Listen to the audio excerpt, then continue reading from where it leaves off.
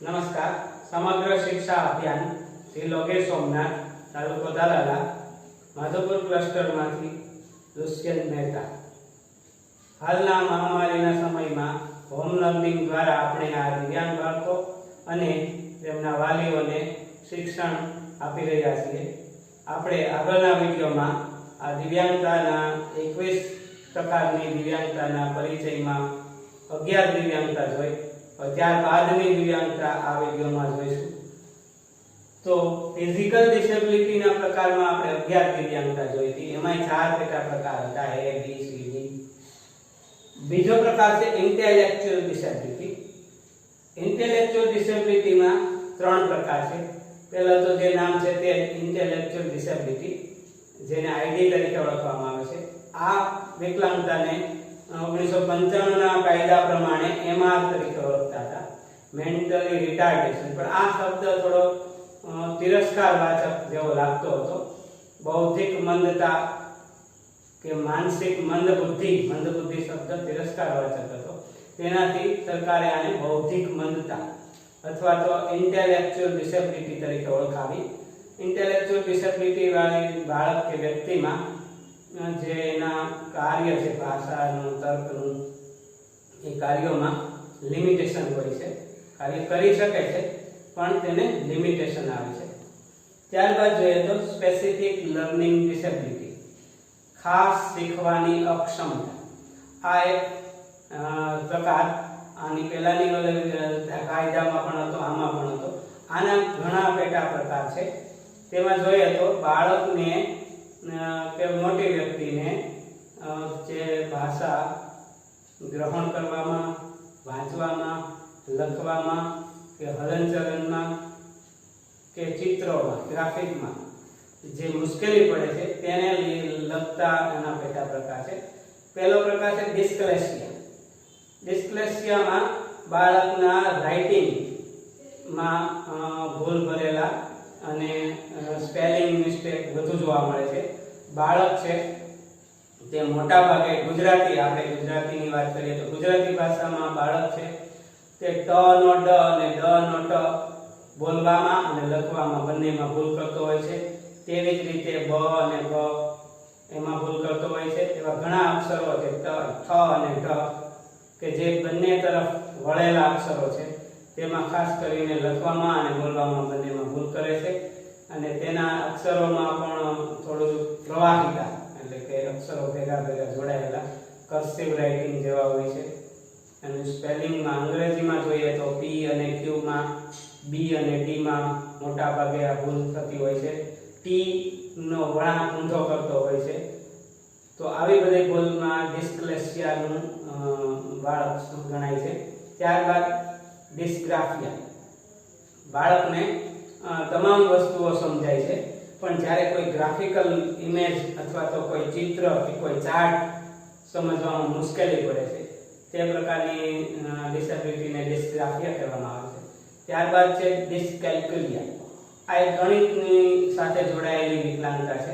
ડિસ્કેલ્ક્યુલિયામાં બાળકને તમામ વિષયો પર સારી પકડ હોય છે, તે વાંચી શકે, લખી શકે, બધું જ કરી શકે।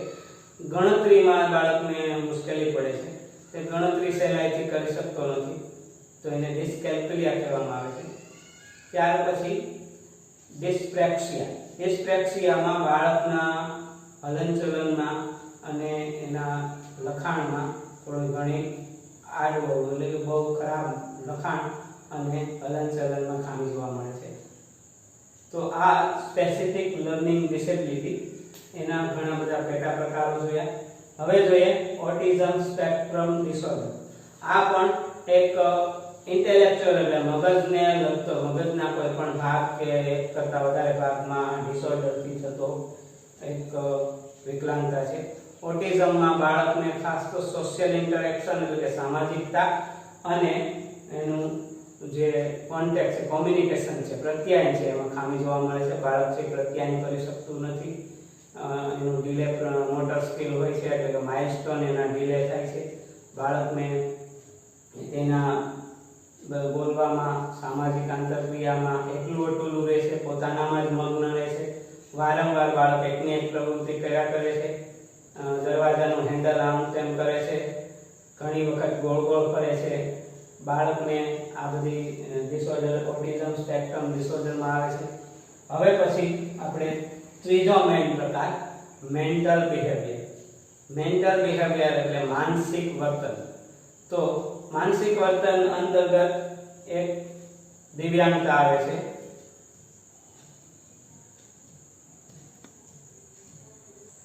ત્રીજો પ્રકાર મેન્ટલ બિહેવિયર. મેન્ટલ બિહેવિયર અંતર્ગત એક વિકલાંગતા આવે છે મેન્ટલ ઇલનેસ, જે મોટી ઉંમરની વ્યક્તિઓમાં જોવા મળે છે. મેન્ટલ ઇલનેસ એક પ્રકારનો રોગ છે.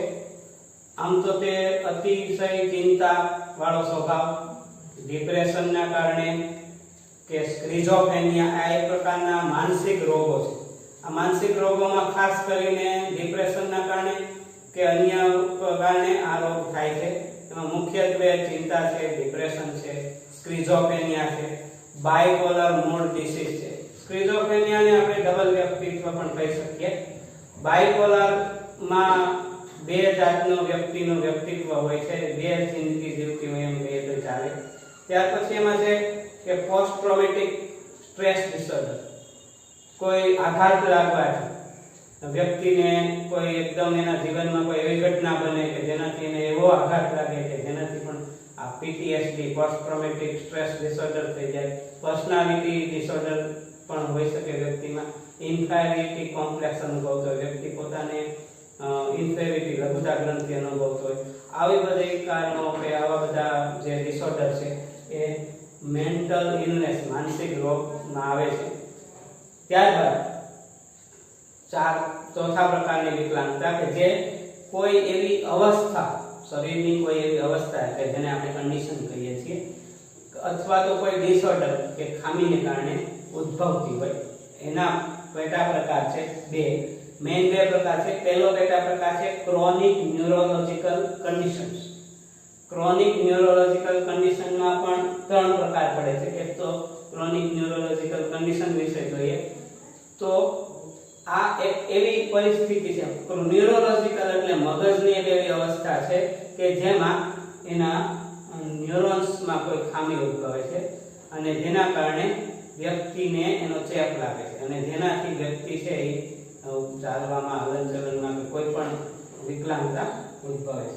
ત્યાર પછી છે મલ્ટિપલ સ્ક્લેરોસિસ. મલ્ટિપલ સ્ક્લેરોસિસમાં વ્યક્તિને માયલિન શીથ, ડીમાયલિન શીથ આપણા ચેતાતંત્રનો એક રોગ છે. ચેતાતંત્રમાં આ આપણા જે મગજના ચેતાકોષો છે, ચેતાકોષોમાં જે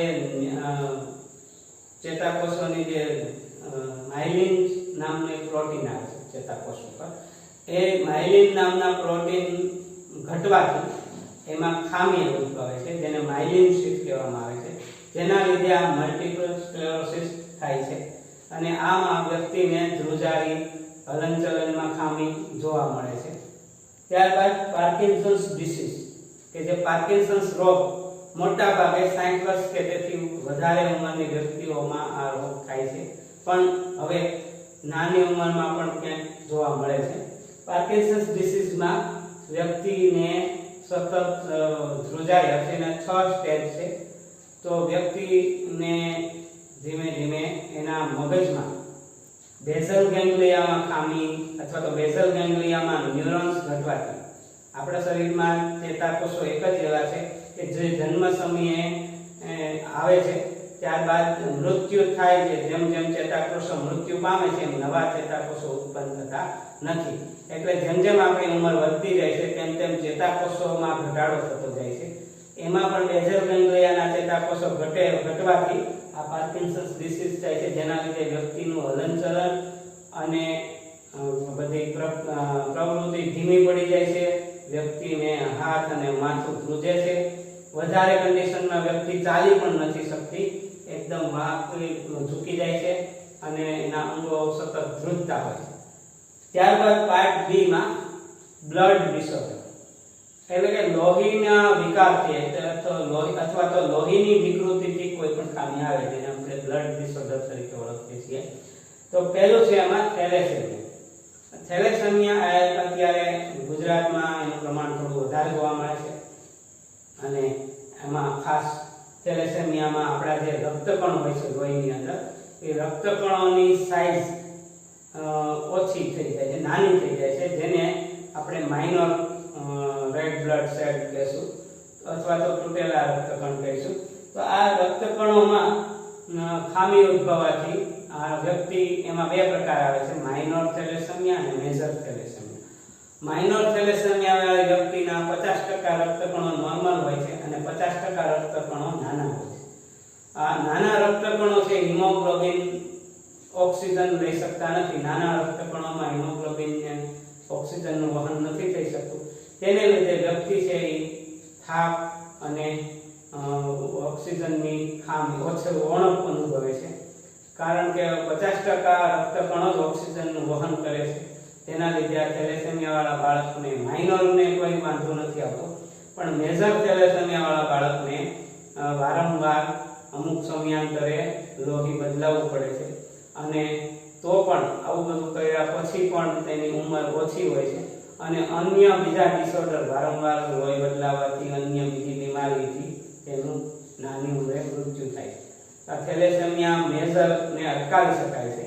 આપણે જોઈએ તો એમાં થેલેસેમિયા માઇનર વાળી પતિ પત્ની થેલેસેમિયા બંને માઇનર હોય તો તેના બાળકોમાં થેલેસેમિયા મેજર થવાની સંભાવના વધી જાય છે. તો લગ્ન પહેલા કે સગાઈ પહેલા આપણે આ થેલેસેમિયાનું પરીક્ષણ કરાવી લઈએ તો આપણે એનાથી મેજર બાળકો જન્મવાની શક્યતા ઘટાડી શકાય. પતિ કે પત્ની બેમાંથી એકને થેલેસેમિયા માઇનર હોય અને એક નોર્મલ હોય તો બાળકો કેરિયર બને એટલે કે વાહક બને છે, થેલેસેમિયા માઇનર બને છે પણ થેલેસેમિયા મેજર બનતા નથી. એટલે આ એક ખાસ ખ્યાલ રાખો કે પતિ અને પત્ની બંનેને જો થેલેસેમિયા માઇનર હોય તો તેમાં આ થેલેસેમિયા મેજર બનવાની સંભાવના વધી જાય છે. ત્યારબાદ છે હિમોફિલિયા. હિમોફિલિયા એટલે કે લોહી કોઈ પણ પડવા વાગવાથી જ્યારે બાળકને કે વ્યક્તિને લોહી નીકળે છે ત્યારે આપણે સામાન્ય રીતે જોયું હોય છે કે લોહી અમુક સમય પછી નીકળતું બંધ થઈ જાય છે, એટલે કે ક્લોટિંગ થઈ જાય છે, લોહી ક્લોટ ગઠ્ઠો જામી જાય છે. તો આના કારણ છે આપણા ત્રાકપણ અને આપણું વિટામિન કે. આ બંનેથી આ થાય છે.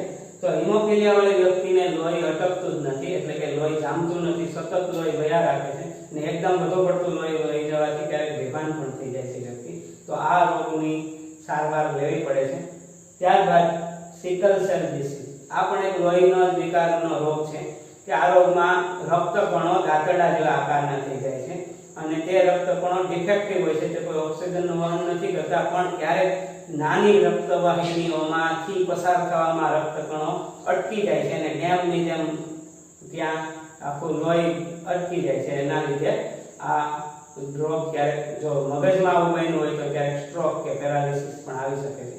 આનું સિકલ સેલ ડિસીઝ કહેવાય છે. ત્યારબાદ પાંચમો પ્રકાર છે multiple disability including deaf blindness.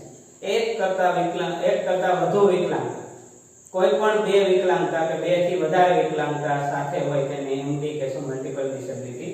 હવે આમાં એક ડેફ બ્લાઇન્ડનેસ એટલે વ્યક્તિ શ્રવણમંદ પણ હોય અને અંધ હોય તો એને ડેફ બ્લાઇન્ડ વ્યક્તિને અલગ આમાં પ્રકારમાં ઉમેરો કરવામાં આવ્યો છે. છઠ્ઠો પ્રકાર છે કે આ સિવાય ઉપરની 21 પ્રકારની વિકલાંગતા સિવાય ભવિષ્યમાં કેન્દ્ર સરકાર કોઈ અન્ય વિકલાંગતાને નોટિફાઈડ કરીને આમાં સમાવેશ કરી શકે છે. એ છઠ્ઠો પ્રકાર